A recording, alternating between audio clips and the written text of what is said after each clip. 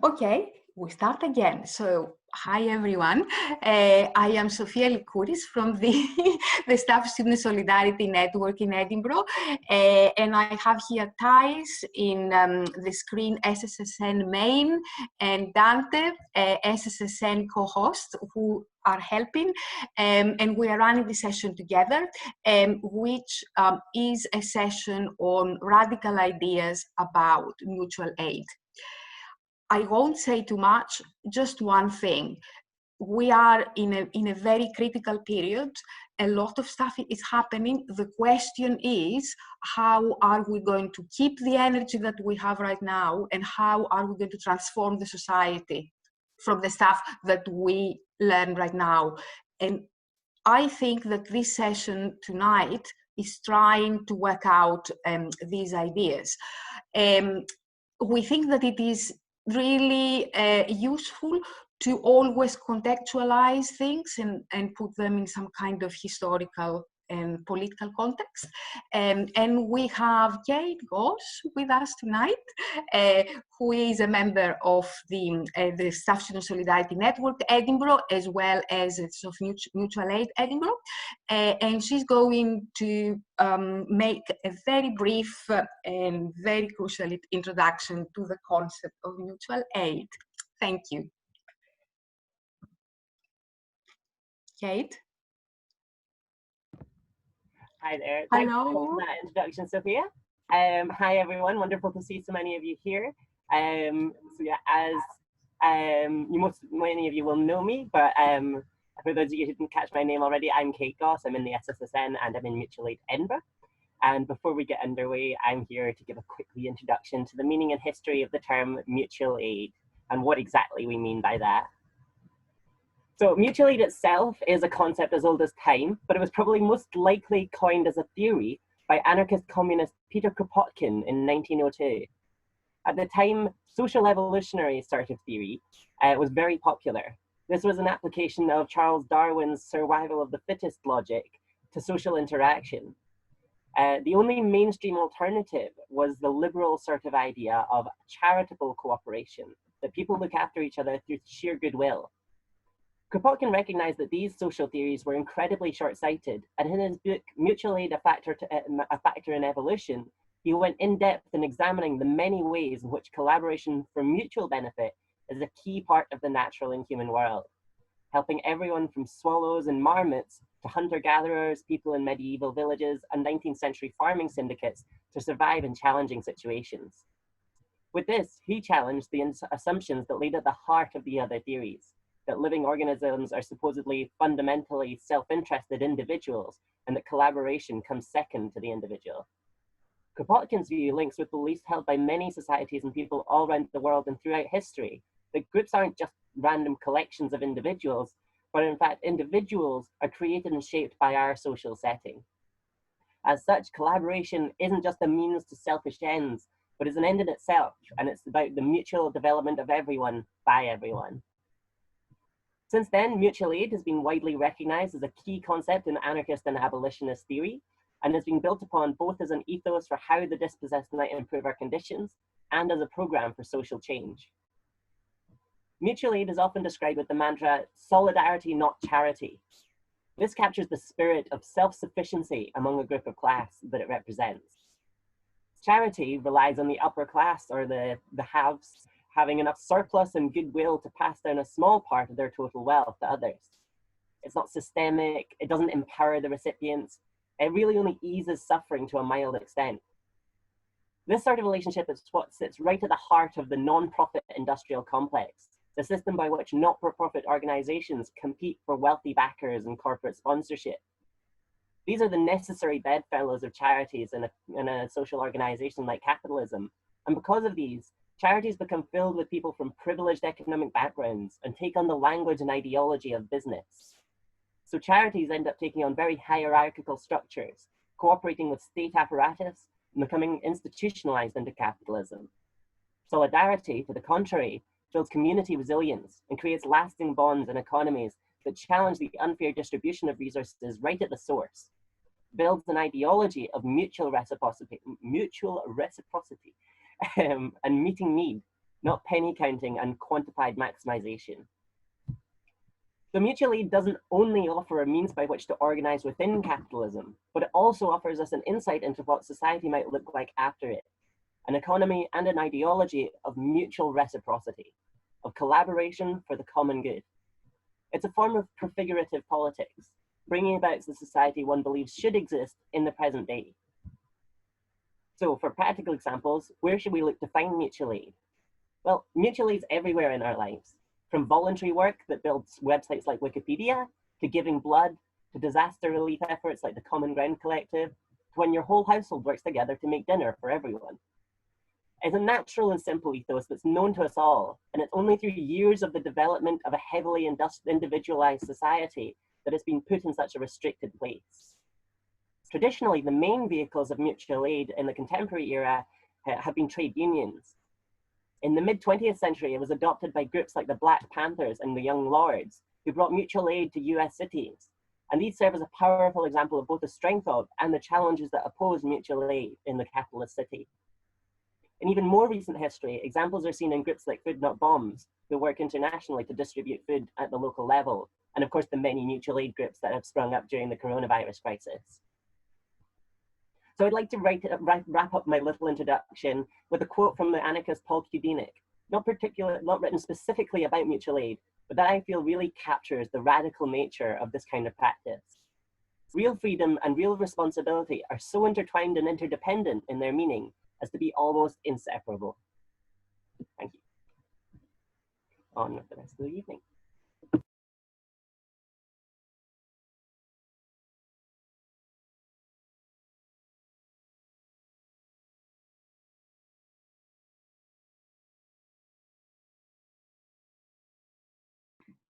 Okay, thank you very much, Kate. Just to say for everyone that we are also hoping to collect a number of resources that we will make available to people. And perhaps if Kate agrees, maybe we can circulate these notes that she had tonight. And we have some other texts that some people have sent me. We'll find a way to circulate those things. Now, is there anybody who wants to ask any clarification, something like that you didn't hear clearly, or not something that will open up a discussion, because we don't want to open up a discussion, but if you have something in your mind, if you have a question, perhaps you can type an asterisk in the chat, and Dante is going to have a look to see if there is anyone.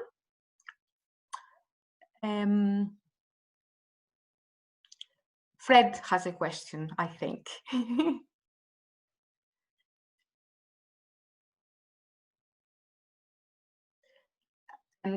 Fred, have you unmuted your... Yeah, I'm unmuted now. Thanks, Kate. Can I just ask you to put the name of the last person that you quoted in the chat? That'd be really helpful. That was brilliant. Thank you. Anything else? Yeah. Okay. I think we can continue with our introduction to the mutual aid Edinburgh group with Erin and Bilal. This really is a kind of a new project. Is our we are all very proud here in Edinburgh, I have to say, for the achievement of this group. And Erin and Bilal are going to sort of tell us now what this project is about and what is happening and how they managed to do it. Okay, let's go. It's old again. Cool. Hi there, I'm Bilal. Erin. This is Erin. We're members of Mutual Aid Edinburgh. If you've never heard of us, we've been going for about a year. We were started by a group of workers and students. I think we've been going to like a lot of leftist sort of organizations, like meetings and stuff like that, not feeling like we were getting much out of them. So about a year ago, we decided we would start our own, which was always fun. We had no idea what we were doing. And then we got straight into the not very complex sort of business of trying to feed homeless people, which is actually quite tough. A lot of people in this Zoom call actually have been very helpful with this. So for the last year, we've been making hundreds and hundreds of sandwiches and that sort of thing, and handing those out. We couldn't really do that during the coronavirus, so we tried to think of what we could do. So we got in touch with people, and basically we started doing deliveries for people who are shielding, and using what little money we had to help with people financially. And then through that, we started working with the charity, the Autonomous Centre of Edinburgh. They're like a radical leftist charity in Leith, which is great for a city to have that. And they helped us apply for a grant from the Foundation Scotland. And basically, we got given way too much money to try and basically give financial help to people around Edinburgh. We probably got like, how many, like 20 or so regular delivery slots. We help families, we help disabled people, people shielding. Often people also that we're helping get in touch with us to ask if they can volunteer. So we're sort of spreading that help along, trying to create sort of networks of mutual aid. Can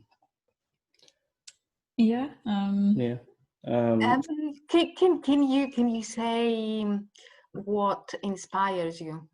I mean, what keeps you going? Because it's really hard work, isn't it? And myself, I'm on this chat and I see all these people like contacting you every minute, basically, and all these arrangements. Can you talk a little bit about the practicalities of all that? I can speak for me and Erin, which is, a lot of the time we're talking to each other and we ask, why do we care so much? It would be so much easier if we didn't care. But we just, I don't know. I just have something in me that means I have to do this sort of thing. It winds you up into a bit of trouble when you've got a lot of people you need to help and a lot of responsibility. I'd like to say that it was informed through politics and the theory I've learned, but I think I always had that feeling inside me, and then I just found the politics to fit. So what keeps us going? A lot of people are very thankful, but it's not really about that. I think it's everyone else in the group as well. Like it's not just us that do it. It's a really big collaborative effort.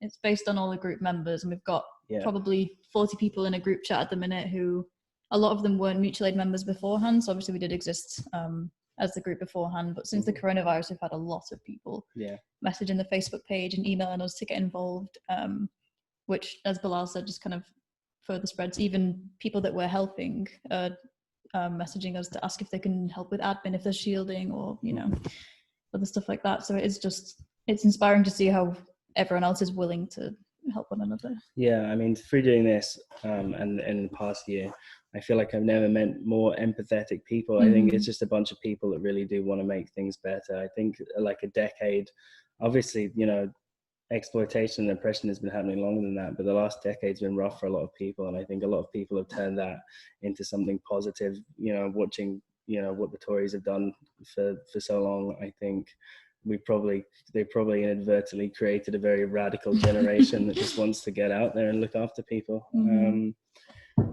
Can I ask what would you think is going to happen after the lockdown? We don't know when, but let's assume it stops. What do you think is going to happen? Yeah, that's a worry. So first of all, lockdown could end, but people would still need to shield. There will be people who need to do that. There will also be people who've lost their jobs or all sorts. So just because lockdowns ended doesn't mean that people won't need help anymore. And that's a problem, because I feel like, for one, people giving out grants willy-nilly during the coronavirus, I mean, they gave us one, that might stop.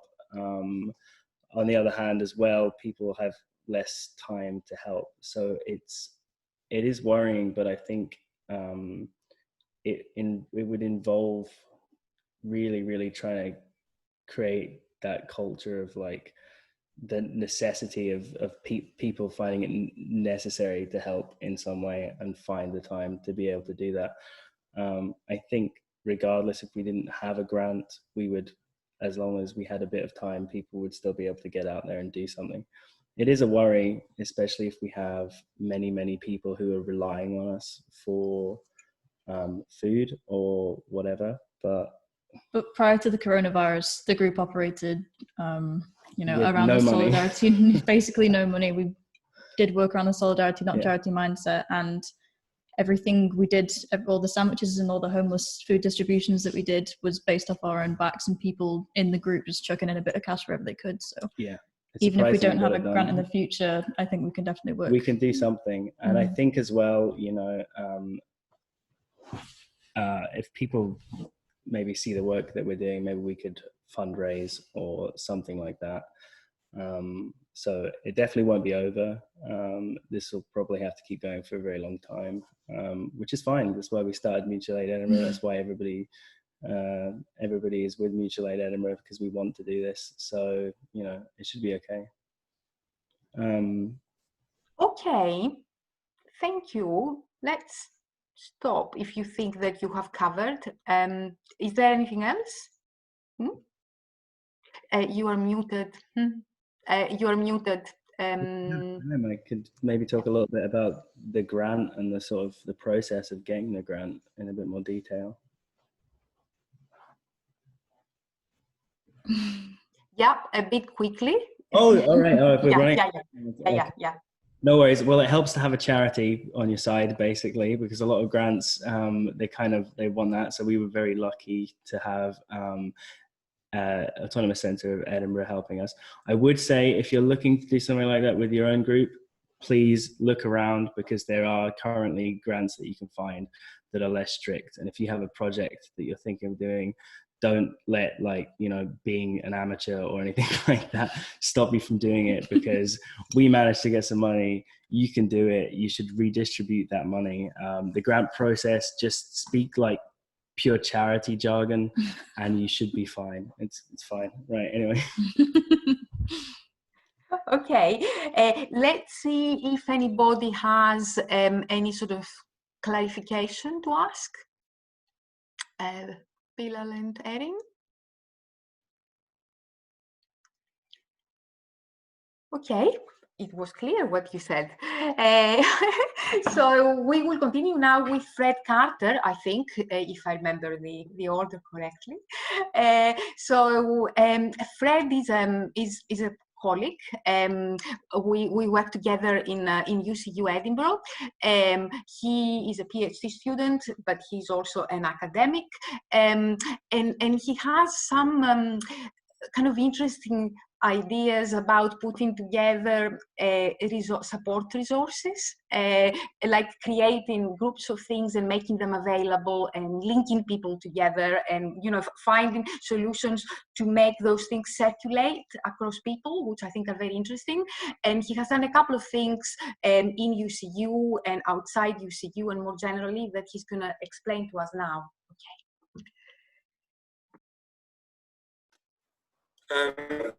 Thanks, Ian, for that lovely introduction. Yeah, I'm Membership Secretary at Edinburgh UCU. I'm also a guaranteed hours, hourly paid tutor, and a PhD student, and a member of the Staff Student Solidarity Network, and I actually linked up with Mutual Aid Edinburgh last week as well, so I feel like very among friends. I'm not going to talk too much about Mutual Aid in general. I thought Kate's introduction and the chat from Mutual Aid Edinburgh really covered a lot of the principles behind it. I'm just going to talk a bit about this project that I'm involved in, called the Edinburgh University's COVID-19 Mutual Aid Fund, which is a little bit different to maybe the sort of solidarity actions and a bit more financial. I'll just explain the project. I'll talk a bit about the development of it and some of the problems we've had, and then just wrap up talking a little bit about the ways that mutual aid can sort of interact with other forms of sort of worker organising, because this is something that's very much emerged through the UCU. And sort of runs alongside the work that I do with that as well. So I'll pop a link to the fund in the chat if I can just find this. Might be easier than screen sharing. So effectively, this is a mutual aid fund that's funded by donations from UCU members and other people that want to support, as well as a sort of startup donation from UCU Edinburgh. And it's set up by precarious workers at the university and for precarious workers. This is sort of to counter people who've experienced loss of income because of COVID-19, who are experiencing unstable housing, who have increased care work. And that means all forms of precarious staff, especially postgraduate staff, and student staff as well, because I think a lot of students, there's a sort of quite arbitrary divide that we draw between staff and students in universities. So many students at universities are also working to support themselves and lost all kinds of precarious work because of COVID-19. So we offer with solidarity aid of £150 to cover rent, food, medicine, and any kind of other need. And we can signpost applicants to other mutual aid resources. So there's a document that's pulled together pretty much everything that's happening at a national level and in Edinburgh, and this is circulated through the Staff Student Solidarity Network. I've just dropped a link in the chat as well. And that sort of points staff and students, or sort of anyone working in the university, sort of non-academic staff as well, to resources that are available to them. So just to talk about, it's interesting to me the way that Kate brought up that link between union organising and mutual aid organising, because in a way, this fund comes out of a kind of frustration with the limitation, or an encounter with the limitations of union organising. What we wanted to do, we have funds from subscriptions, from all kinds of stuff like within the union, and we wanted to set up a hardship fund to support precarious members. Now, anti-union laws and restrictions on the way that we can use our finances meant that we couldn't do that. What we could do is we could give a charitable donation, and this is like charitable giving, to redistribute funds in accordance with sort of mutual aid principles. So we realised one of the things we could do is we could give a charitable donation from the UCU to some kind of external body, and we thought we may as well just set that up.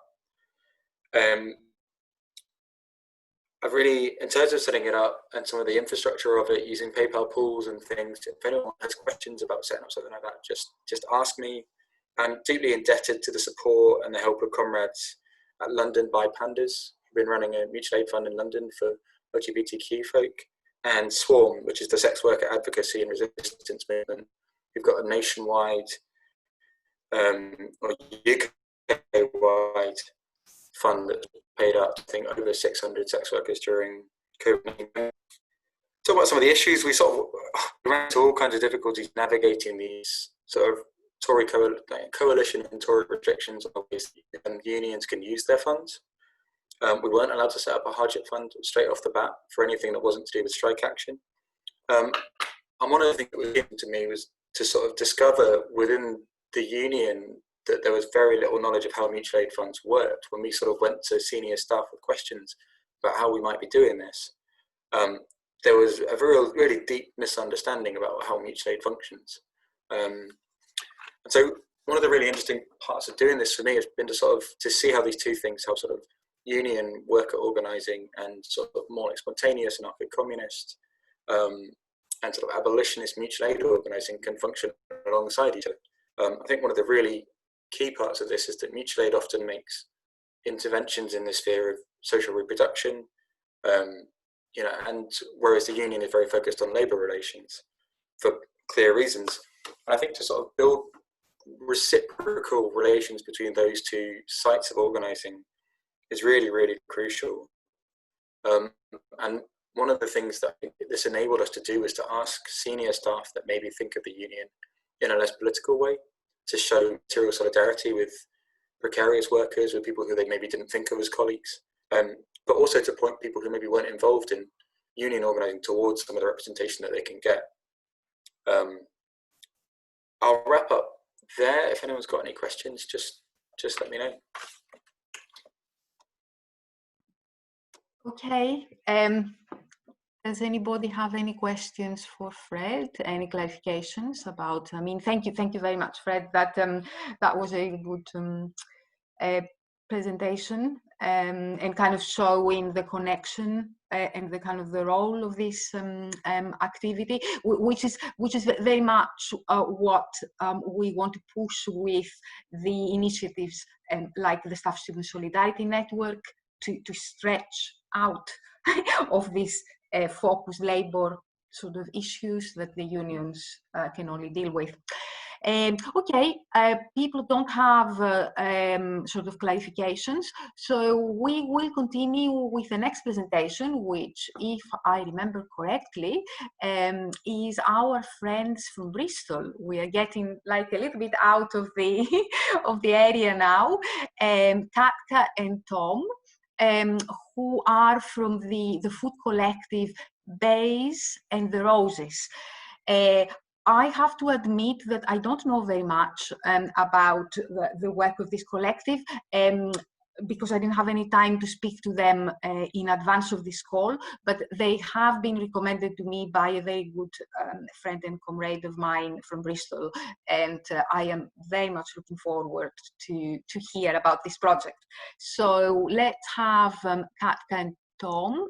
Katka and Tom, are you on the same screen, or maybe you are on different screens? I'm not sure. Katka, can you?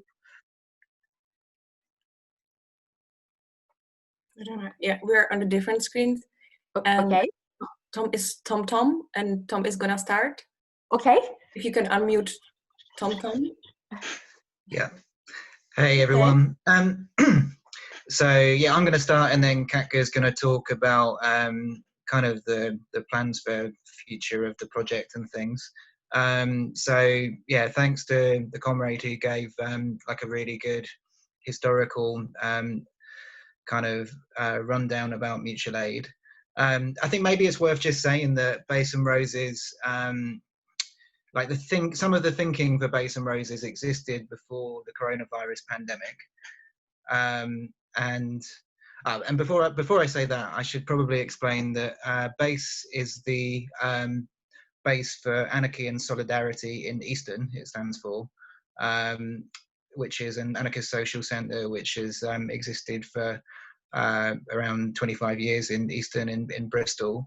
And kind of before the coronavirus pandemic, people were talking about an idea of starting a cooperation Eastern project, which was an idea for kind of a radical food cooperative in Eastern, which would be trying to build community power through like meeting the needs of the community in Eastern, and looking at one area of community need, which is food. And obviously, like, you know, we're in this coronavirus crisis now, but we've been in crisis in terms of you know, the community's need being met. It's not like the crisis didn't exist before that. There was a crisis of capitalism, an ecological crisis that existing before that. And the Cooperation Eastern project was inspired by people in Kentish Town who'd set up a food co-op on a housing estate in Kentish Town, which was supplying food very cheaply to members of the cooperative who would cooperatively work in the project together. And that in itself was inspired, as we were, by the work of Cooperation Jackson in the US, which is like a network of cooperatives in Jackson, Mississippi, like situated in the context of the Black freedom struggle in the US, and again, like using well, attempting to meet community needs as a way to build community autonomy and community power. And like we had these ideas, like some people had these ideas in Bristol of setting up a food related project. But at the time of the coronavirus pandemic in March, nothing, you know, some steps have been made to begin a project like this. But when the coronavirus pandemic hit in March, there was a need to kind of quickly, begin a project like this. And the people who've been talking about this cooperation, Eastern Project began talking with people at the base anarchist social centre, and fairly quickly, like a collective of around 30 of us set up Base and Roses, like a play on words of the "We need bread, but we need roses too" slogan from the feminist movement, and started to deliver boxes of food, and now we deliver boxes of food to over 100 people all around Bristol. We also do hot meals twice a week, which we deliver to people around Bristol. And from the start of the project, we've had a focus on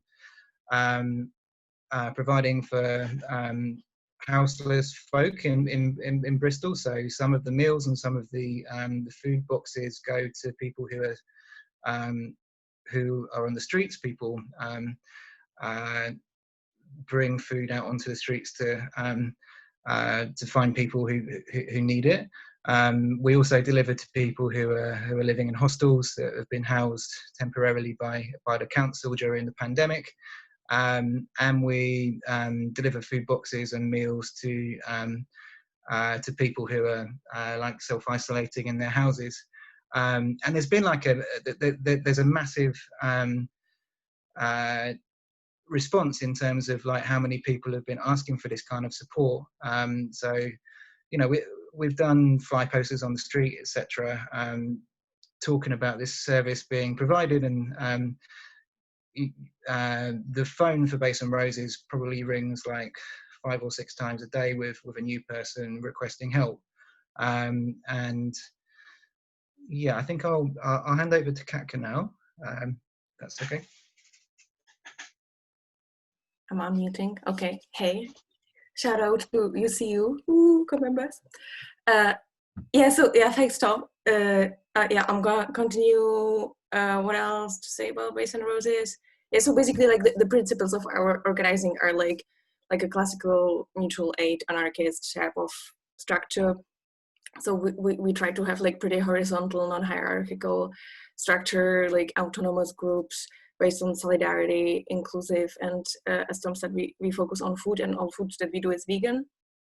And so like Base and Roses is like primarily about food, but we're like embedded in like a general like kind of like anarchist, anti-fascist, trans feminist, animal rights kind of context that we organize in.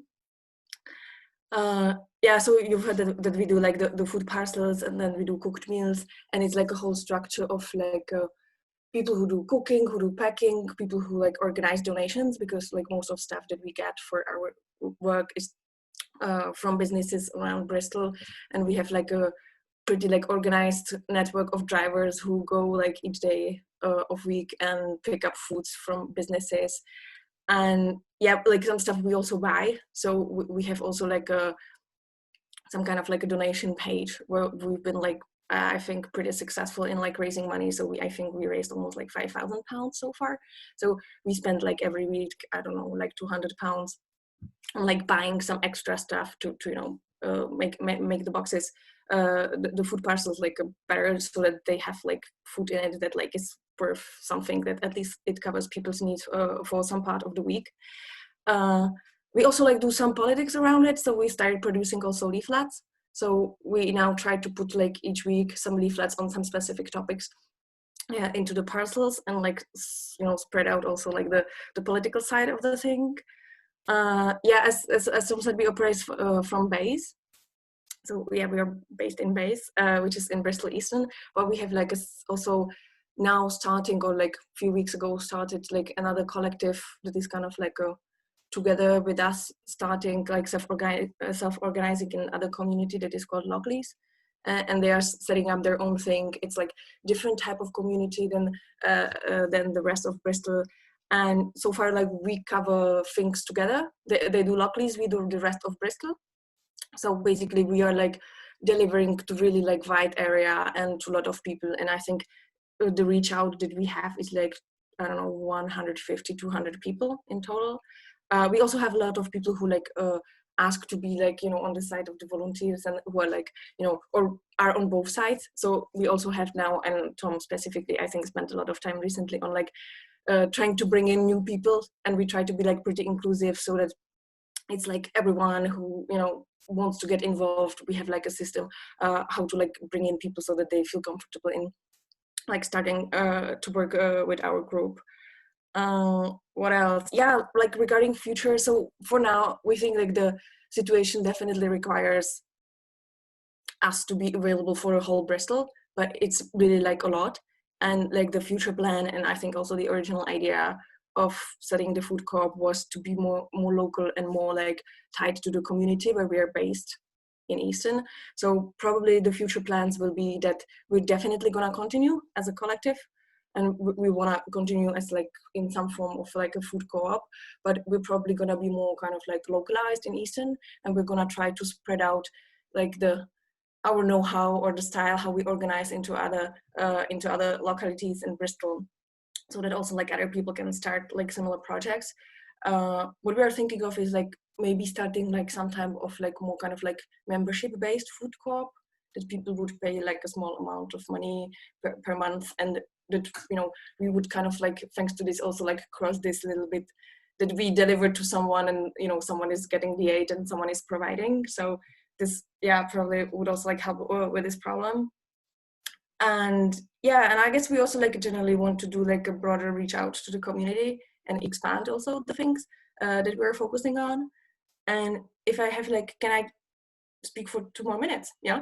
So because like you talking about the Solidarity Fund, I think I also kind of mentioned that Tom and I are also in like different type of collective that is like a mutual aid COVID-19 Bristol, which is not like specifically food-based collective, but it's like this like Bristol-wide response to COVID that, you know, showed up like the second day after things started happening. And we both are based in BS5, and we are like organizing at the level of this like BS5 mutual aid platform. And there it's like based on the streets that have like street level mutual aid groups.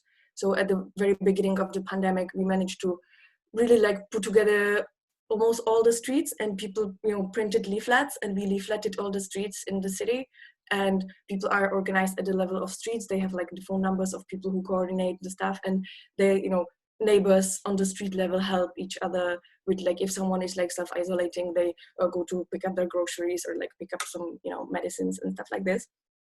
And within this structure, we are also like trying to build something like that can deal with problems that are bigger than the street level stuff.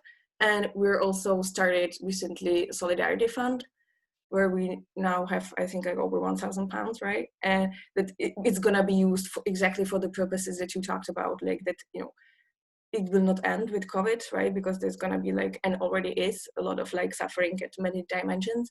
So we're hoping to bring this like momentum of activism like across all Bristol like further, and yeah, develop it in one way as this Solidarity Fund. I guess that's it, or if Tom wants to add something. Then... Yeah, Tom, do you want to add anything? Unmute. Yeah.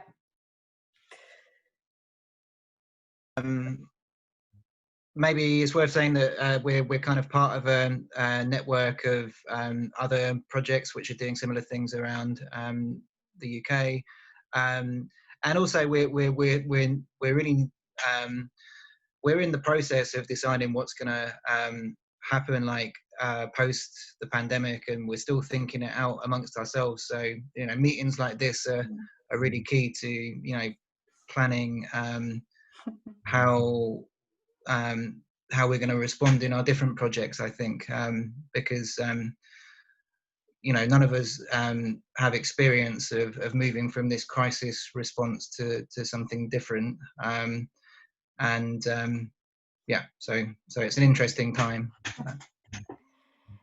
Thank you very much. That was fascinating, and also it connects to the Cooperation Kentish Town, which is something that we try to link as well ourselves. We try once to attend one of these workshops that they run in February, but because we were using Jitsi, we couldn't hear anything. We were in the Autonomous Centre, Kate remembers that, and Erin and Bilal and some other people. We couldn't hear a thing, and it all sounded so fascinating. So I'm so glad that we had someone here from this initiative. I think we will manage to connect to this from Scotland as well. Okay, thank you very much. Is there anybody who has any sort of clarification for Tom and Katka?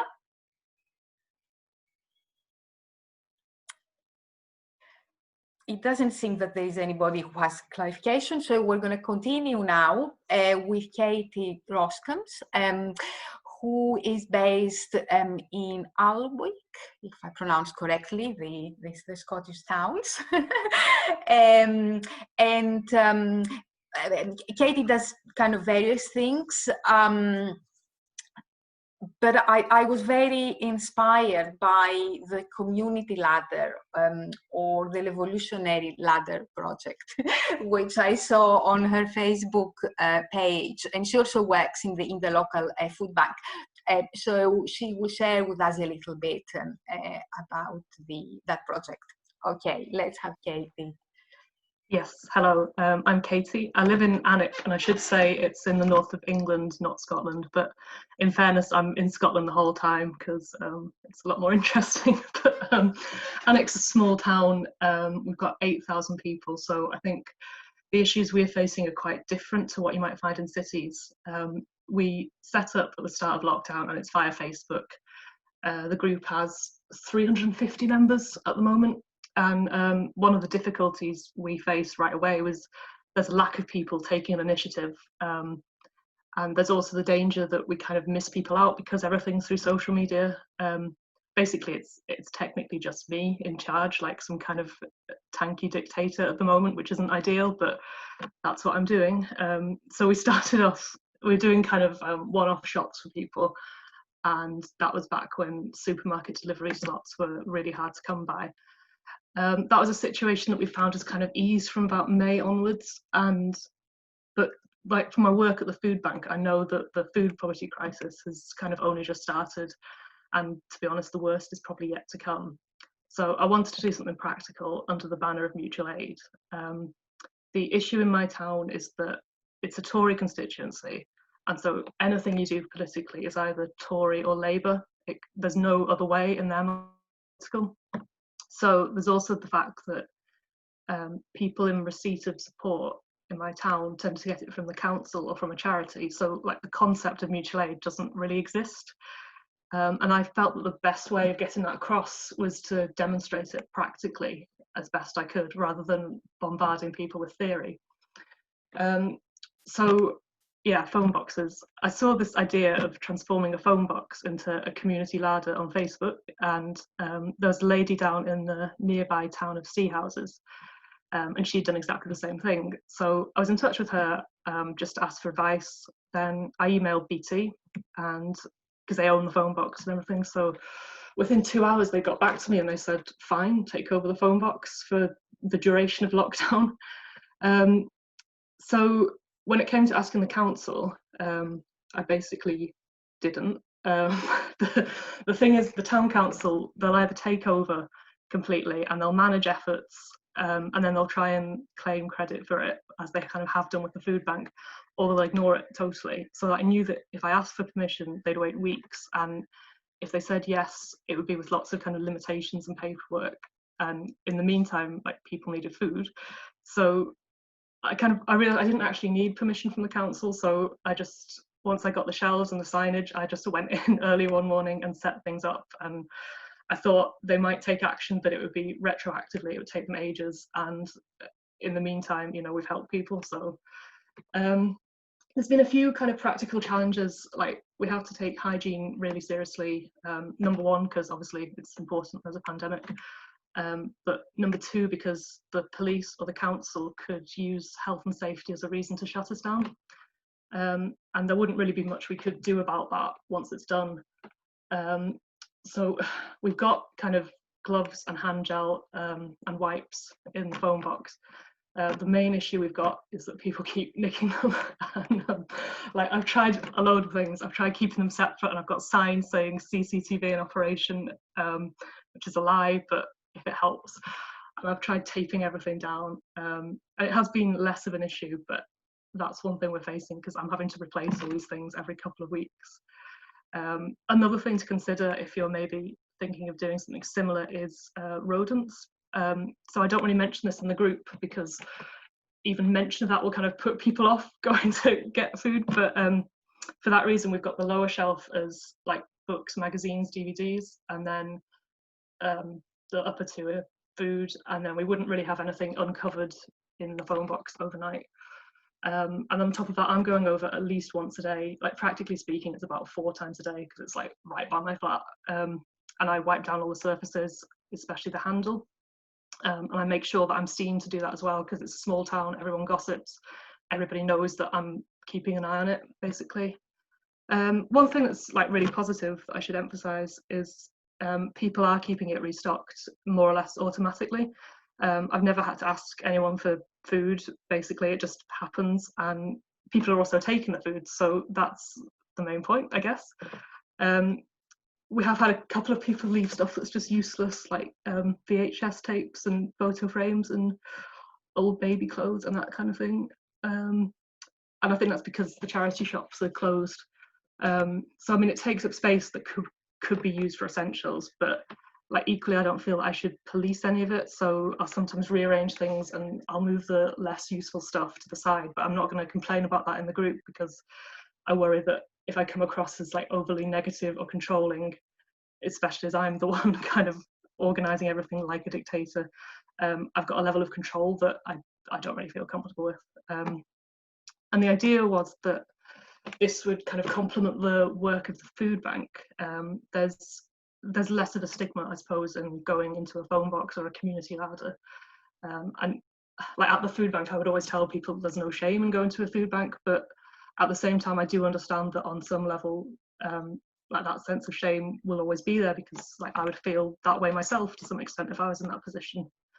I can say a bit more about the food bank if we've got time, or I can wrap up. Yeah, so now the food bank, it's a small registered charity. It's called Alnwick District Food Bank. It's been around for 6 years, and I'm involved as their communications officer, which is the title I gave myself. Yeah, there's no political or religious affiliation, although most of those involved, with the exception of me, are affiliated with the local church. And I guess as a communications officer, I've had this internal battle about the rule that I shouldn't be political. So like when Universal Credit came in, that was the thing, because I wanted to put on social media that this was wrong. But on balance, I thought that being overly political in this small town context would do more harm than good. Now when lockdown hit, 80% of our volunteers had to self-isolate because they're over 70, so that's 30 people. And then we saw a 300% increase in demand, and that's still increasing. So we're having people who are like being denied universal credit because they're still being owed wages after being laid off. So they don't have any money. They've got like a tenner for the month. And most of the people we help would be one-person households, and we're seeing an increase in younger people needing support. So yeah, at the food bank, we've moved to 5-day operation. And just for comparison, a busy month would see us giving away maybe 20 food parcels throughout the month. And now we've hit 100 a week now. The council are involved, and like they are helping to an extent, but like my personal take on it, like as a person rather than communications officer, is I feel a bit of resentment because the council essentially ignored us before lockdown, and now that the crisis is hitting middle class people, they want to be involved. But anyway, we anticipate that this demand will continue for the rest of the year, and it may increase. We're having to change the way we do things. We're taking on more volunteers, but we don't see ourselves going back to normal for a long time yet. I mean, just to wrap up, like the main point I want to make is that there's different ways of doing politics. so like for me, I would say radical politics is my whole life. And so while I was feeling bad about being apolitical, both with the food bank and the mutual aid group, my mindset's also quite practical, and I prefer the idea of letting people come to theory as a result of what they've seen in practice. So if someone looking back on the pandemic sees like they had help from the community rather than the establishment structures, if they become politicized and involved as a result of that, then that's a really good outcome. And like, essentially it's a lot more useful than me just bombarding them with book recommendations the whole time. So yeah, that's basically what I've been up to. Does anyone have any questions? Thanks a lot, Katie. Let's see if anybody has any questions, but I just want to share quickly, not all the things that I bombarded you with, because when I was looking at the photographs of the phone box on the Facebook, I had all sorts of ideas about how this intervention is changing the space. Because I think that by doing something like this, we don't have, like you said, we don't have to speak about theory at all, because the actual space changes, and the way people operate in the space, and the way people care about the space, and the way people are starting to help you by bringing things without you having to say anything. So for me, this is one of the really good examples, and really easy to understand how mutual aid works as a transformative tool. And it's like a little image, this phone box is like a perfect example to say this quickly. Yeah, I agree. It's brilliant. I'm kind of sneaking communism in under the radar, but I love it. And like, I don't know much about theory, and this is a really simple idea, and it's helping people. So I'm happy with what we've done. I've been quite negative, like highlighting all the problems there, but I think overall it's a good idea, and it's a simple idea. And if anybody wants advice on how to turn phone boxes into things, then Dante has a question for you, I think. Yeah, thanks very much, Katie. You mentioned that there was a person in your nearby town who also did it, and also obviously speaking about the food bank. I was wondering, just because you mentioned like the different volunteers at the food bank coming from a religious background and stuff as well, how have the people at the food bank been in, like, responding to you and talking to you about the revolutionary larder? Because it seems like there is a bit of a kind of conceptual clash between how maybe the food bank thinks it's doing versus what you're doing, which is like a very political, anarchisty kind of project. I wonder if there was any, have you had to weigh that up a little bit? Yeah, that's a good question. So before, like in 5 years I've been working for the food bank, I did not mention politics. There was one time when there was a local primary school collecting food donations for was it Meghan and Harry's wedding, and I had a minor fit in one of the trustees meetings, and I think they realised that I wasn't too happy about that, but I kept up this veneer of political neutrality, I suppose. But actually it's fine. The food bank have informally given me surplus food and stuff, so they've been really helpful. And to be honest, we're heading towards the same goal. We kind of just want to feed people, so they see that as something that fits in with what they're doing, as far as I'm concerned. And yeah, nobody said to me, "You're being too political. Would you tone down the communism, please?" They're all quite happy. So yeah, it's a good result overall.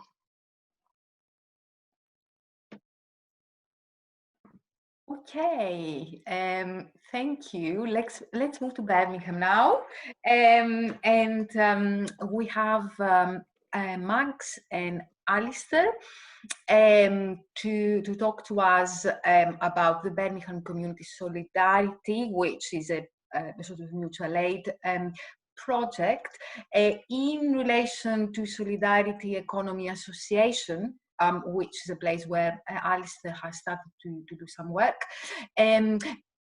I must add that in my own mind, Birmingham is a place where a lot of things are happening. There are like a lot of co-ops, like the co-op that we have here in Edinburgh. We know people there. There's a big, another big project which is part of the cooperation town So there is like a similar sort of kitchen project in Birmingham as well. So let's see what Max and Alistair have to tell us about the project. So shall we start with Max, maybe?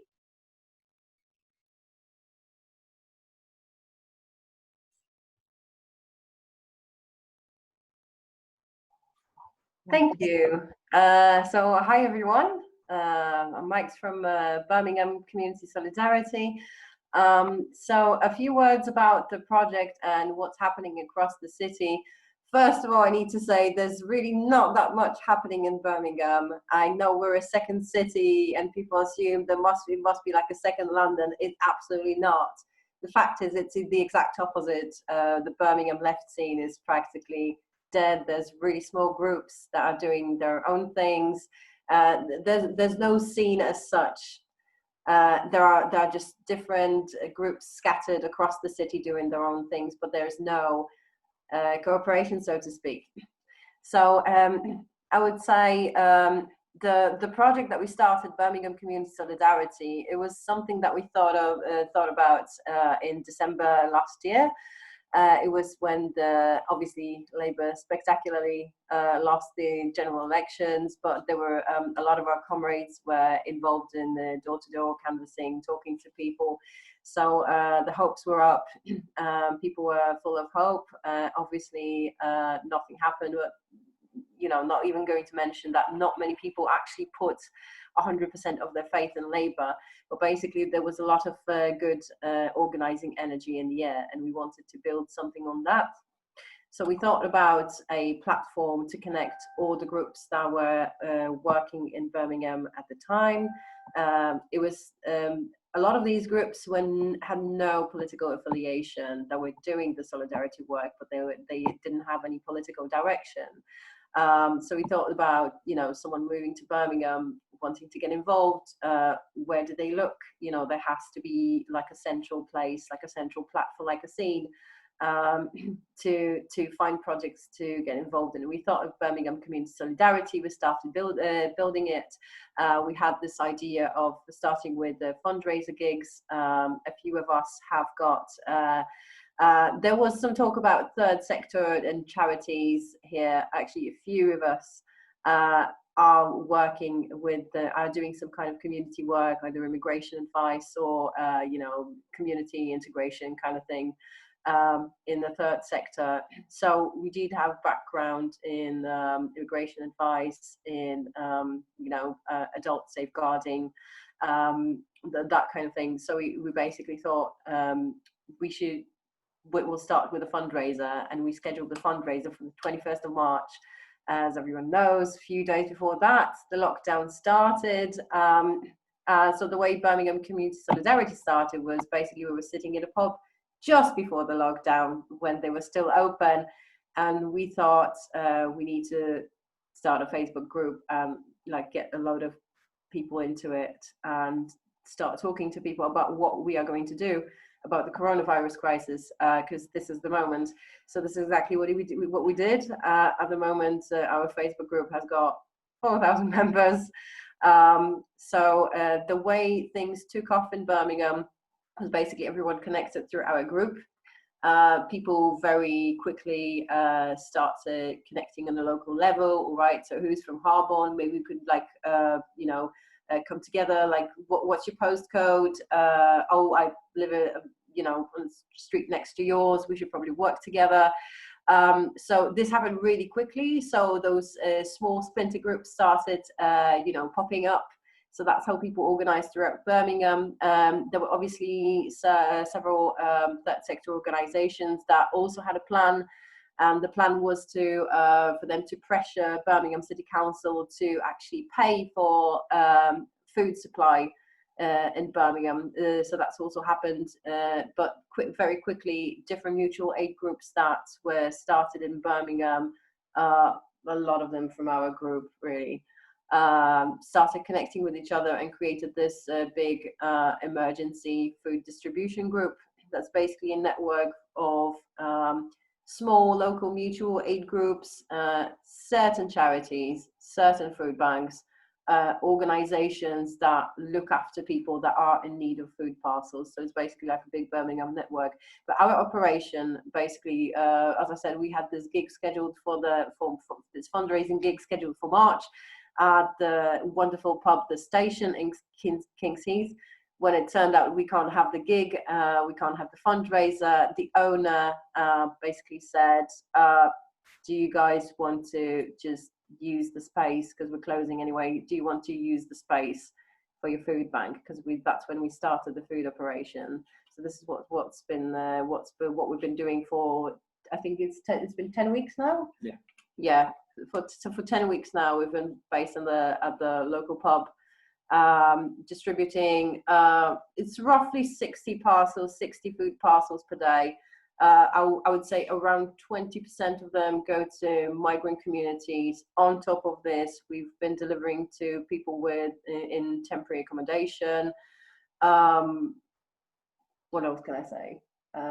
There's obviously the homeless charities in the city centre, and all the food that we've got comes from donations from the local community. Local residents have been absolutely amazing. You know, there was this Clap for Carers every Thursday. People used to organize themselves by streets. At some point, a competition started which street would donate the most food. Obviously, we're still talking about the concept of charity at some point. But throughout the, since we started the food bank, we've actually had the opportunity to talk to a lot of people that came to donate food to the food bank. And we've noticed there were like a lot of very traditional attitudes to charity, were like shifting, some people were exposed to poverty, for food poverty for the first time in their lives. And, got a bit more grounded, so to speak. Right, what else do I want to talk about right now? So about the operation. So well, I guess where we want to go, because obviously right now it's been like most of the examples of projects that we've heard tonight. It's been people talking about donations they've received, whether it's fundraising, via crowdfunders, or to just physical donations from people's wages, basically, or raising funds through various grants and different applications. So yeah, like at that level at the moment, we can say it's solidarity, because we're seeing basically common cause with other working class people and talking about it and saying, like, we recognise our collective struggle, we're not better than anyone else, and this is what's happening, you can get involved as well, let's organise together to change this, basically. But we also see that, like, there is a limit to this based on donations. We can't do that. We're working class people, we're doing it out of our wages, or like through different funds that are being raised in some way, and it's dependent on that. We're not doing it as a class for ourselves, we're not generating income, and that's why we want to kind of move towards funding through co-ops, like a number of people have already said. So yeah, basically, this is kind of not going specifically for BCS, but it actually is. So we also want to do it here, but we're interested in developing, and helping talk to other people and developing it with it. There are some other people in Birmingham, as I'm sure that some of you in Cooperation Bristol and in other groups know, that are also interested in building co-ops. So we believe in building basically a solidarity economy, because we see that this funding problem, one of the problems, basically a solidarity economy is like, first you meet the immediate needs of people, and there should be some way of actually organising longer term in order to continuously do that, so we can break away from the wage relation and build our own, self-sufficiency as communities, as a class for ourselves. So that's kind of where we need to get to. But the problem is, obviously, coronavirus has come first, or in the case of austerity after 2008, that came first. What we've seen now is, like, we've been a number of us have been in organisations arguing for getting involved in material solidarity or things like mutual aid, and that hasn't happened. There's been a lot of theory, which is fine, but there needs to be the action as well to go with that theory. So we you know, in Plan C and RS21, which I'm also part of, we've been talking about social reproduction, all the sort of the labour that goes into reproducing ourselves as workers every day, all the cooking, the cleaning. I guess you can look at it on a larger scale with healthcare systems, with logistics networks of bringing the food into cities via supermarkets, all that kind of work that goes into reproducing people every day.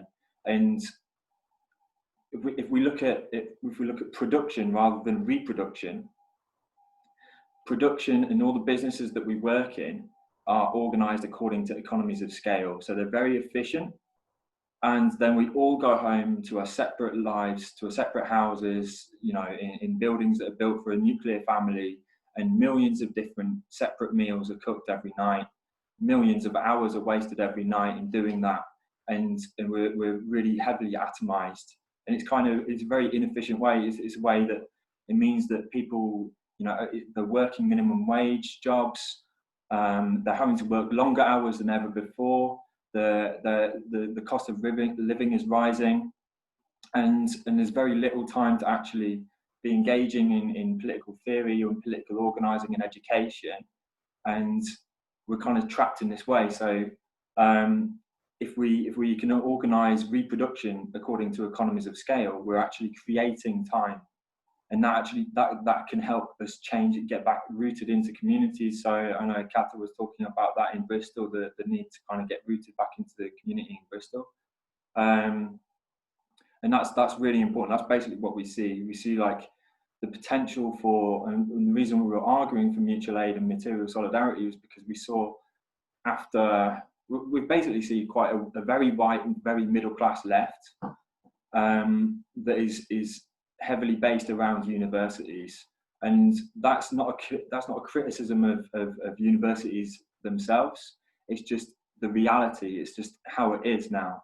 So neoliberalism has basically forced, you know, smashed the organised left on a big scale. We're no longer in communities in that kind of everyday sense. We don't have however many family members that are going out on strike, and we're having to re-educate people on what even a strike is. This kind of, so mutual aid is a way of helping politicize people, and this time is a really important time to help, you know, like really break down the barriers. It's about people's minds, and political minds are very plastic. So for us, we wanted to, because there isn't a very strong left in Birmingham, there isn't a strong left in the Midlands, and the election really highlighted that. So in order to sort of rebuild this kind of this strength in communities, this is why we were always arguing for material solidarity. That was quite a big ramble, sorry. No, not at all. It wasn't a ramble at all. Sorry, if I just wanted to, I just wanted to say one more thing. That obviously there's a big discussion whether or not the left should apply for grants from third sector, take money from the city council, but at the end of the day we need to look at what feeds people, what gets the job done, and it is the redistribution of wealth in one way or another. So I wouldn't be so focused around I would call it ideological purity here.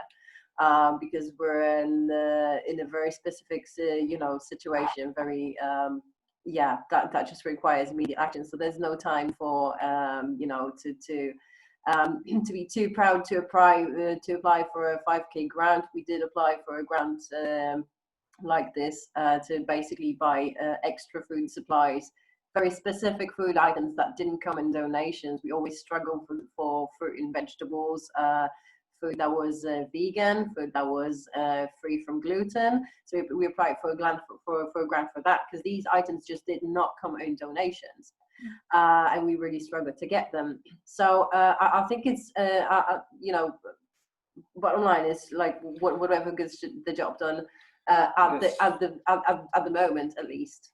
I guess on that, it's not about where the money is coming from exactly. It's about the strings that are attached to it. So if you're getting a grant, obviously, and say that you have to do this and that we don't agree with, or if you say anything too political, then you can't have the money. Then obviously that's not acceptable. But if we look at basically, so there's a theory of exodus, an autonomous theory of exodus, and it looks at the private sphere and the state sphere, and then the common sphere that needs to be built.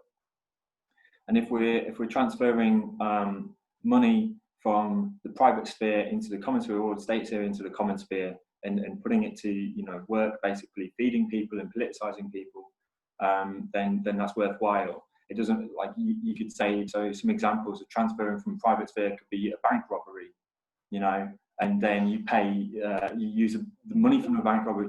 Obviously hypothetical, we're not doing this at BCS, just letting you know. We haven't planned anything. That would be an example of taking private money, and that's no worse than having donations, or no better than having donations. It's no better than having a co-op that takes people's wages and then still uses it for the same purpose. So yeah. Okay, thank you very much. That was a really fascinating discussion. Really interesting things, because we had a series of different projects and all these different thoughts.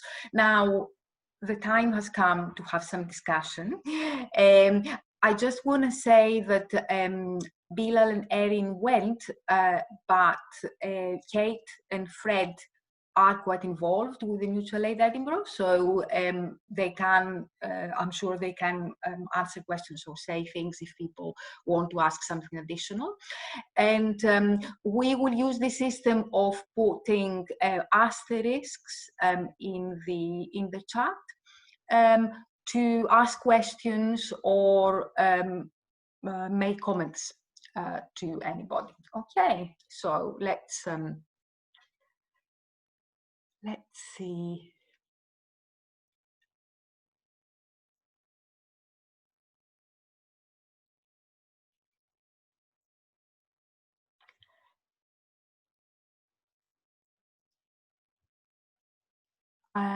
Maddie.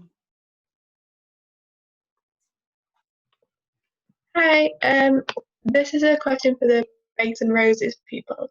You said that you'd started putting some leaflets into your boxes. Just wondering, like, did you see any effects or people commenting on the leaflets? Like, do you think that helped, or yeah, what was the response to that?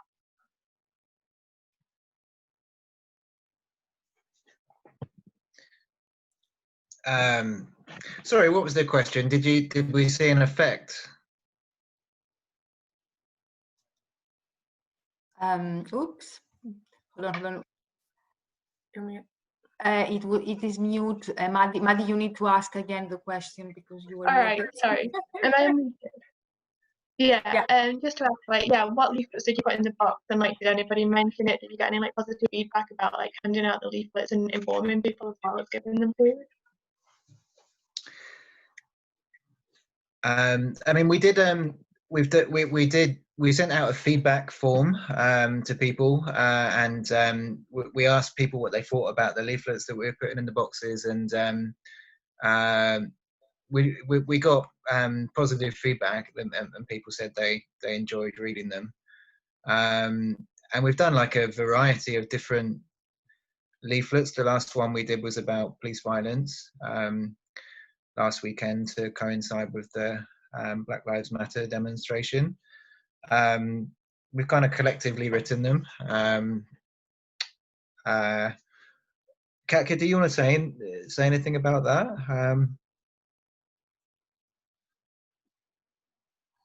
I'm just Googling the link to the leaflets. So just basically, it's like a leaflet giving some simple language info. And then what Tom said was the other thing that we also did a questionnaire for people to give feedback, but it was not yet political, but more what they wanted to find in the food parcel and stuff. But generally we get really positive feedback. But like thinking, like when I heard like other people speak about their situation, I was just like realizing that we operate in Bristol, and Bristol is really like a very special type of place, right? That it's kind of like easy to be anarchist in Bristol, and we don't really need to worry not to be like political, and because we probably face completely different situation than you guys face.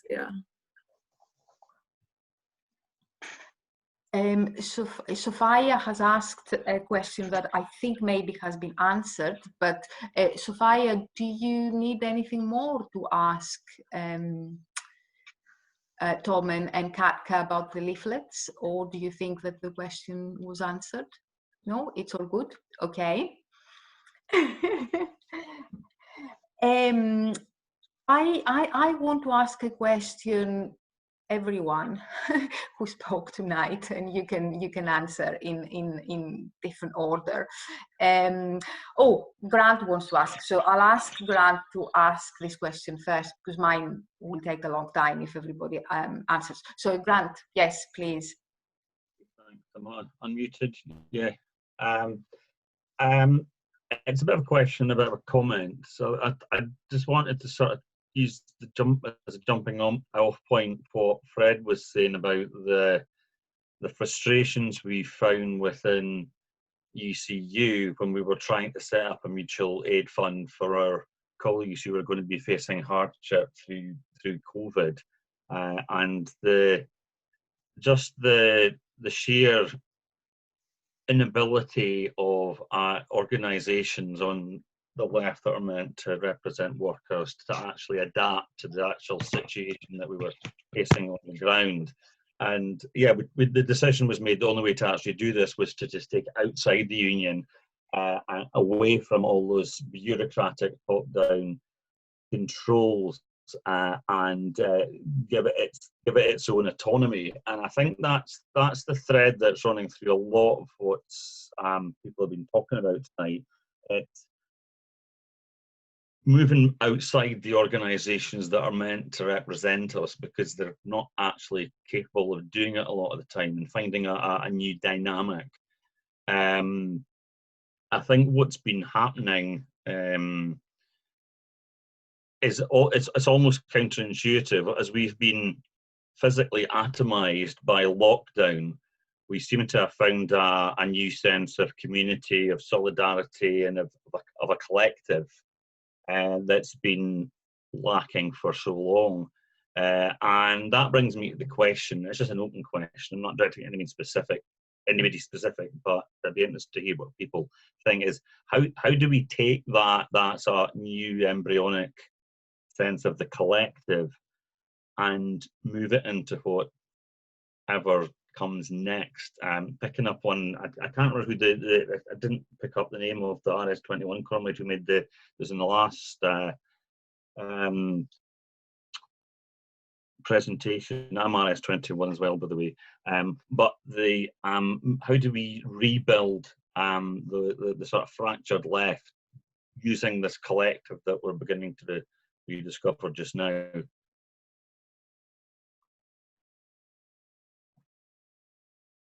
Okay, let's see how we're gonna do that.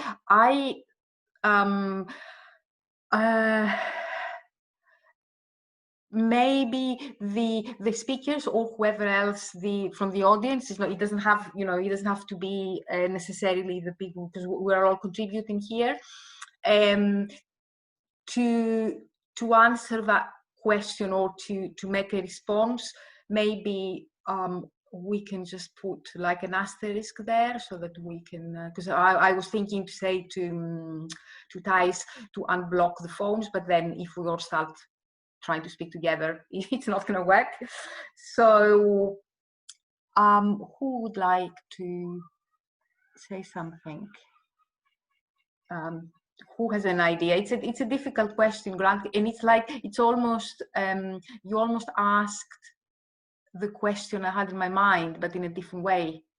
And maybe I'll just, instead of responding, I'll just say the same thing in this kind of different way, because my own brain thinks more about methods all the time. I'm obsessed with methods, and it's like, what kind of method do we need to start developing now? And then thinking about the mutual aid projects and the different activities that we do, and how do we need to conceptualize everything that we do to make sure that we do it correctly, and that we do it in a way that is kind of moving things forward. What does that mean? Is this a practical problem? Is this like a technical question of how can I solve the money? Is it a question of taking the people with us? Is it a question of finding new solutions? Maybe it's all of these things together, and we are sort of slowly trying to understand what that is. I think there are some asterisks here.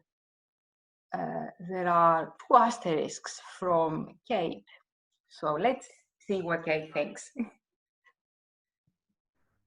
I thought I'd jump in since no one else had an immediate answer, and I thought I might as well start off by giving my 2 cents on that, which is partially to synthesize a couple of the things that have been said today, and also to bring in a bit of old union theory and a lot of one bit of contemporary political theory that's often not enunciated, and that's organizing the way that old unions used to, organizing through specific organic leaders that exist already in communities, in all the communities that we're all part of. And one thing I'm thinking of is, Katie, when you were talking about the food bank, you were talking about how so many of the people who were there were from the church.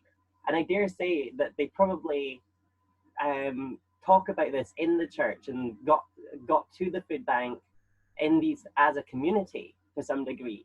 A lot of these religious groups will sort of organize each other to take action as a community organically.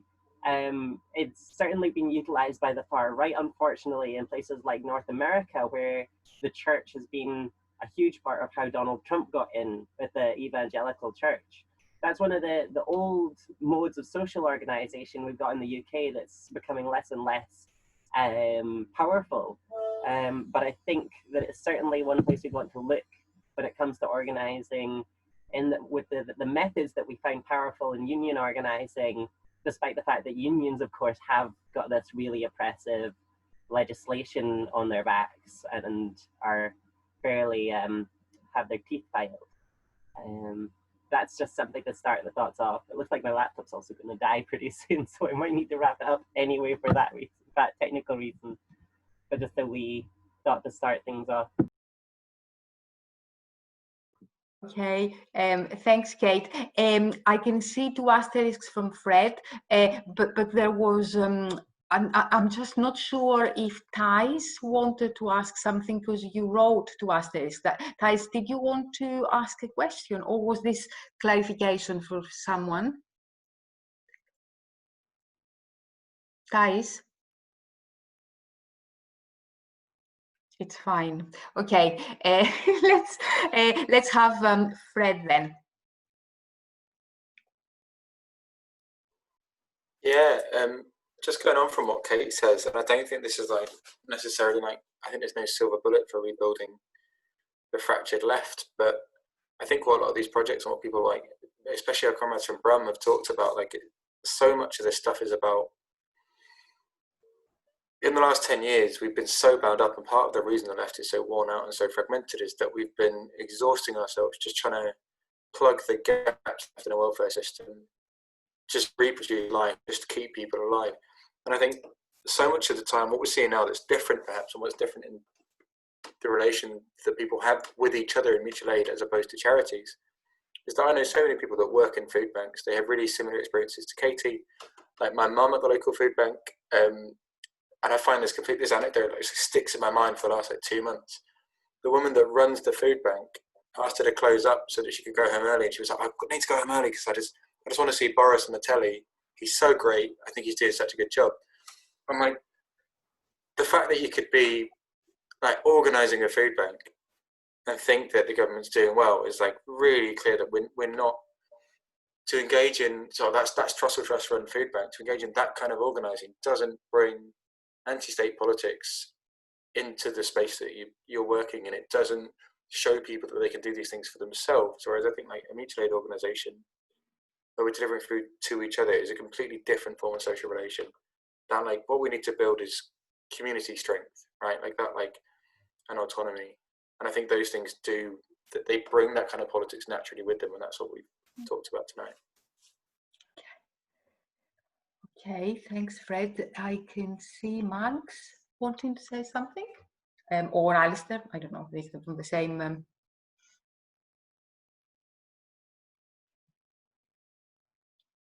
Do they need to be unmuted? Yes, thank you. In terms of building community infrastructure, I think the biggest problem with the left is that, you know, we've acknowledged the disconnect we have with the communities that are in, you know, the most in need of mutual aid. And the thing is, you can't just, you know, target a community and decide you're going to work with that community if you're not part of it. So I think, you know, in long term, you need to really connect with groups that have already been doing this work, that have been doing it for years, and you know, just this is how you start. I think there's a large problem of the left is the fact that we've got the answers that people will just, you know, like accept, but the fact is, if you don't know the people you want to work with, that's just not going to happen. Okay. Yeah. I mean, I think a lot of I can't remember, it might have been Kate who mentioned about the far right using this in general as a way of politicizing people. I think that, like, we don't really need to look at the existing left as such, because the existing left is basically a rump of what it was.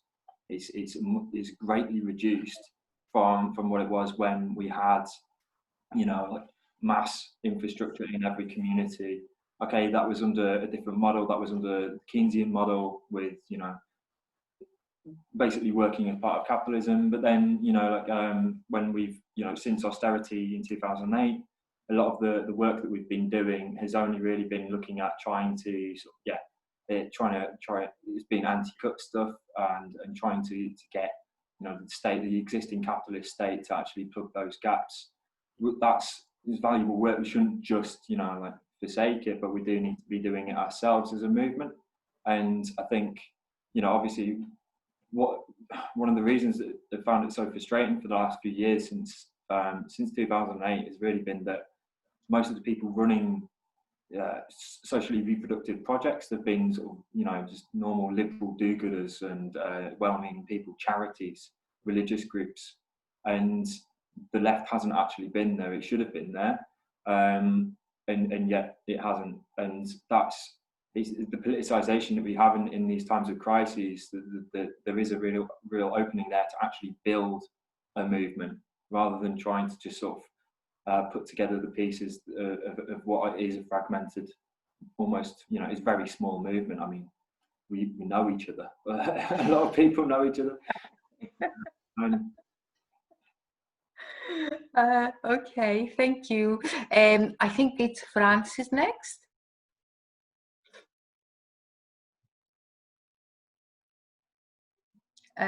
Francis, are you muted maybe? Because Thais mutes everyone.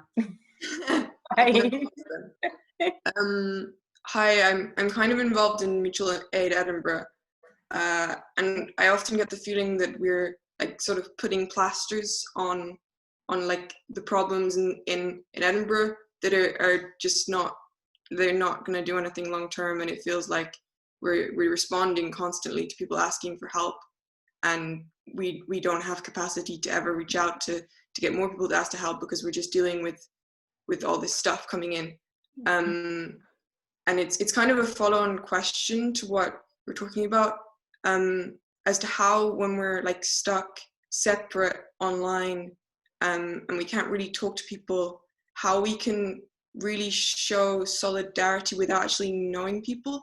For example, doing deliveries for mutual aid, I'll turn up at someone's doorstep. We sort of sort the logistics of their taking their shopping, but I don't have a conversation with them because you have to do it through a mask, and it's all very weird and formal. And I'm not sure that's effective for building long-term mutual aid networks. And also, kind of as well as that, I don't know loads of the volunteers because we're all in a group chat and we don't really have like physical meetings where you can talk and get to know each other. So I find that I don't really know who's doing what. It doesn't feel like we have much unity or cohesion, although we all have a common goal, and that kind of brings us together. And I was kind of wondering how people who've managed to do this successfully on a large scale, how you feel your groups work together and how you feel you work socially with the people you're trying to help.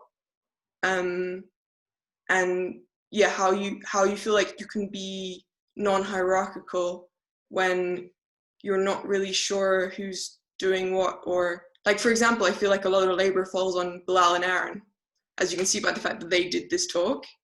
And like, they're amazing, but I feel like a lot of the reason for that is because we can't meet in person to delegate tasks. So I was kind of wondering about the practical elements of like building a group and yeah, sorry, I'm rambling, so I'll stop talking, but that's my kind of weird question. There you go.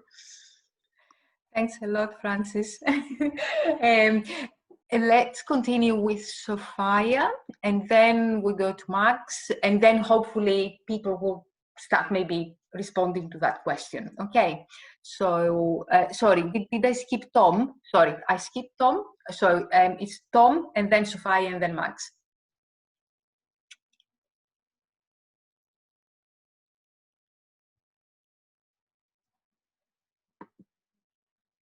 Tom, do you need to unmute? Yeah, I'm unmuted, I think. Sorry, I lost my point a little bit, but yeah, I mean, I think in terms of like rebuilding, you know, something revolutionary out of these kind of mutual aid projects, which have come out of the current coronavirus pandemic. Like one of the themes which has been coming up is about and which has come up for us in Bristol too, is about whether the projects are truly, you know,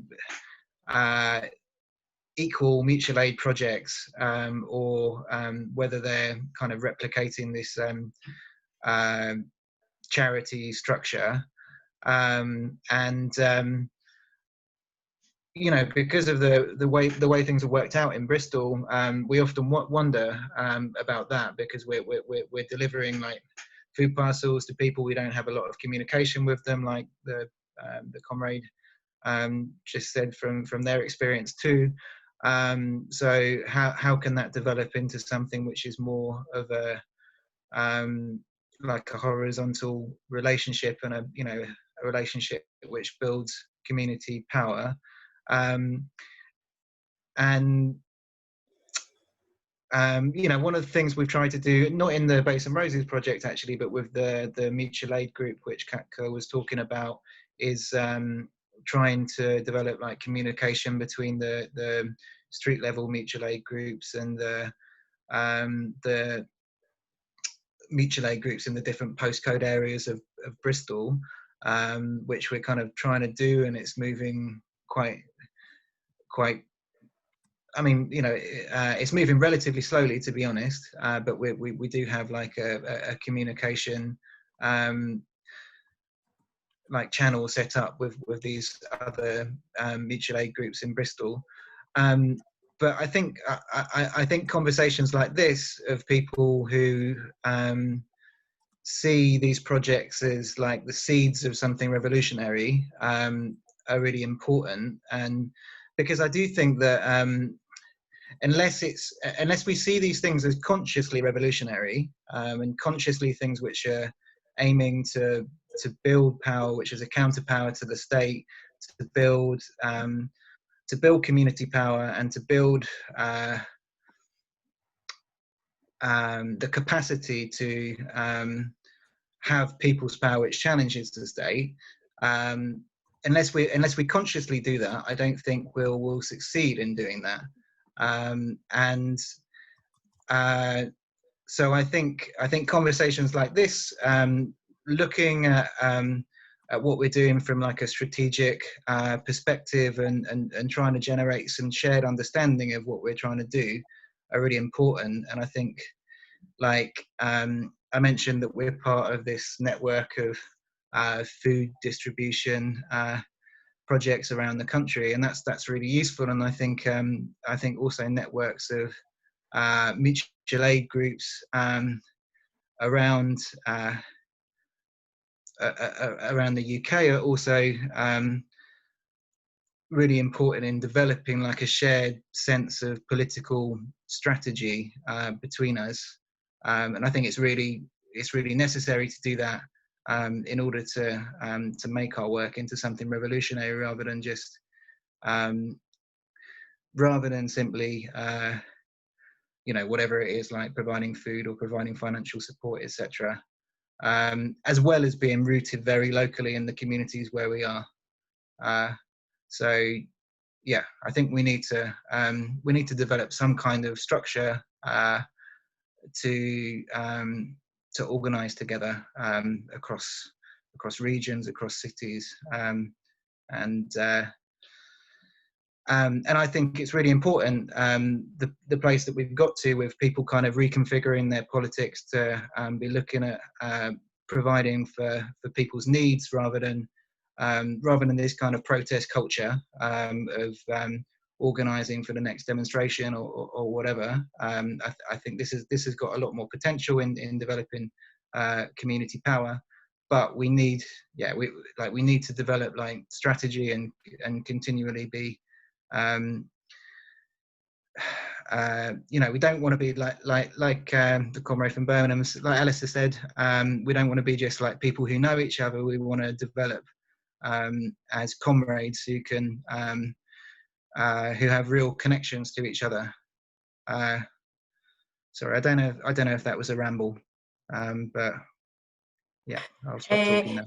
No, it wasn't a ramble. There are so many interesting things that have been said tonight, okay? And we are recording that, and then we can all go and listen back to it and generate new questions, so that this is not just like something we said and then we move on to maybe another discussion. But I just want to say that it's 9:45. We have 2 more people on the chat who have kind of signaled that they need to talk. We think, myself and Thais, we had a little chat, and we think that maybe it's time to start wrapping up. So we get Sophia and then Max, Alistair to say their points, and then we'll try to wrap up after that. Okay, so let's go to Sophia now.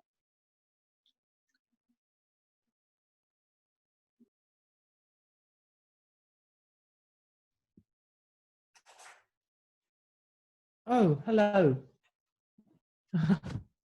So I'm Sophia, and not formally involved in any mutual aid projects, but doing some different kinds of gardening mutual aid in a very informal kind of way. So I guess I wanted to just raise the question of sort of space and territory and how that matters, because in some projects people had a base, and that seemed like really important.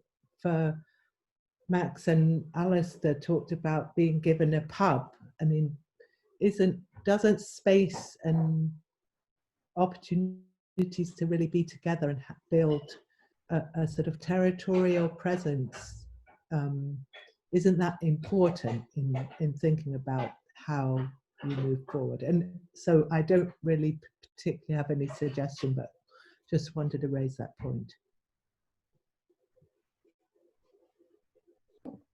Yeah, this is a really important question, Sophia, and maybe we can look at it. That's why I'm thinking maybe we can continue conversations on this topic and have more Zoom calls and kind of look at that and bring some examples and some ideas. Max and Alistair.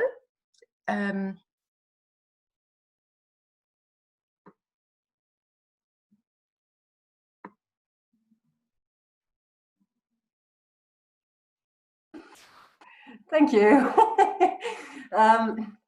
Just want to touch on a few points that have come up in during the discussion. When it comes to the engaging with the beneficiaries, you know, people who receive the food parcels, I mean, we've been emphasizing to our social media followers and the people that we deliver to that, you know, you need to remember that it wasn't the state, but it was your neighbors who came through for you. So, you know, that's, you know, one way we've been trying to put the message out there. We've got, I'm pretty sure you've got similar experiences. Our parcels have actually been, you know, we've received amazing feedback about our food parcels. People didn't expect to get any sweets or any fruit in their food parcels, but that also shows how, you know, how low people's expectations are when it comes to a food parcel. You know, which is basically what food banks got people, you know, used to. Not only do you need to answer 20 questions before you can be referred to a food bank, you know, and deemed worthy of receiving support, but the parcel is just like nothing, you know, fancy, just basic necessities, you know, as a smart value, basically. So yeah, so this is when it comes to food parcels.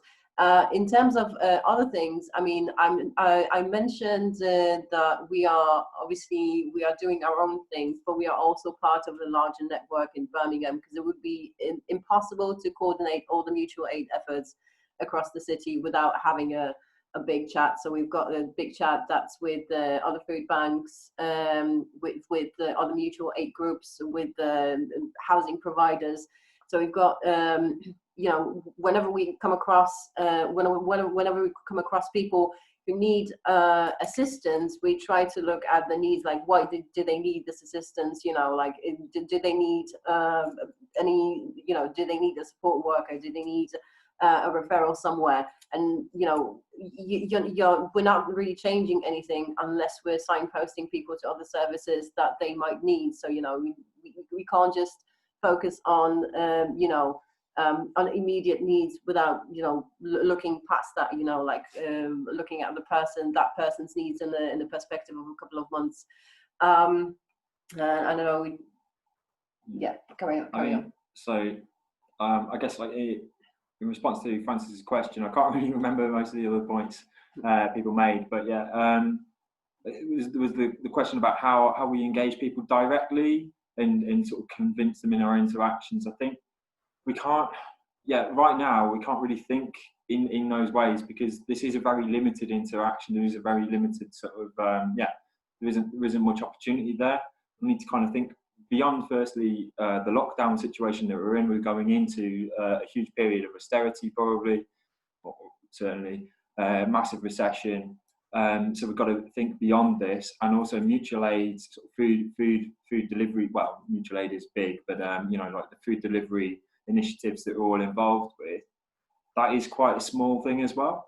So in terms of like collectivizing the reproductive work that goes on in society, in communities, you know, we've been basically we've been going around trying to find as many allotments that are free as possible.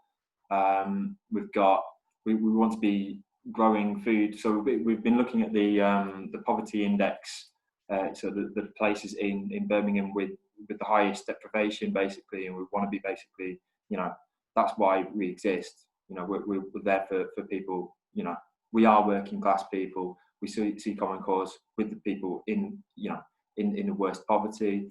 And also we want to build a left, or be part of building that, and making left politics actually relevant to people in the worst material positions. And also we see the need to actually be there in communities we realise that the left is generally, you know, very white, very middle class, not in working class communities, which are not white generally, which are not obviously middle class. And so that's where we want to be. We want to have the allotments, and we want to have those connected to sort of local community kitchens, basically. So that's the kind of way of actually really, you know, communalising the reproductive work, enabling people to actually meet, talk. Once we're out sort of lockdown, that's a potential that we have, and be able to, you know, have more free time basically in order to be politicised, to educate each other and organise together. So we see kind of the mutual aid and reproductive, socialising reproduction as a way of increasing our potential for struggle, which then increases our potential for collectivising. And if we have collectivised businesses, then we have more money that can then go into more mutual aid, more material solidarity, and therefore, you know, back again, and it goes round in a circle like that. So yeah, we really see, like, I guess if you can see kind of a relationship between communalising or socialising reproductive work and unionising as well, like Kate was talking about. So I think probably the best potential right now would be in housing. So with housing co-ops, you can build housing co-ops off the back of things like Acorn, these, you know, big housing unions that are there, and we can actually build a common sphere fairly quickly, quite easily in that way. And obviously there's going to be lots of people that are unemployed, lots of businesses going under that are able to be, well, there's a chance to build co-ops now that can fund even more. So yeah.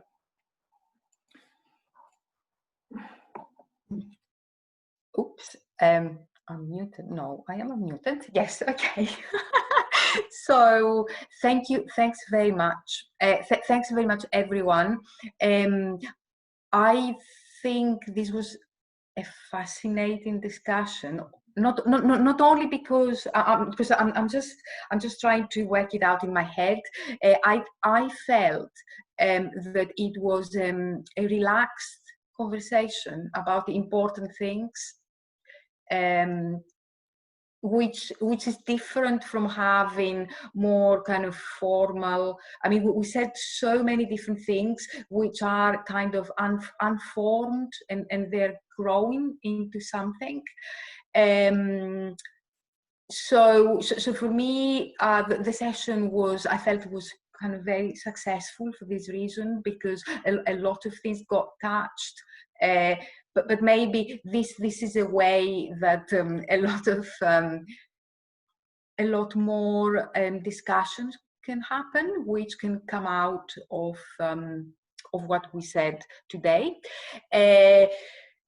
So I'm just gonna ramble if I continue like this, but I want to thank everyone who made the presentation, everyone who attended, everyone who contributed, and of course Thijs and Dante, whom I didn't even leave to speak, and I sort of grabbed. I think we had agreed that Dante was going to look at the chat for the discussion, but somehow I got and I did it anyway. So thanks everyone. Thijs put on the chat the email address of our group, sssned@gmail.com. If people want to send your email addresses, because we want to create a mailing list slowly. Also, we hope to save this. We keep our fingers crossed that we're going to save this recording, and then upload it on our YouTube channel, which is linked to this account, or we'll put on Facebook, in one or the other. And then everyone can access it if you want to go back and listen to it, to know things or to think about new ideas. And we will communicate information about the next steps. I think we're going to have, in a couple of weeks' time, another teach out on the idea of the hybrid teaching, something about workers' inquiry. and something about food growing. These are the ideas that we have sort of lined up, but a lot more things will come up. So thanks everyone, and we hope to see you in another one. Okay, thank you.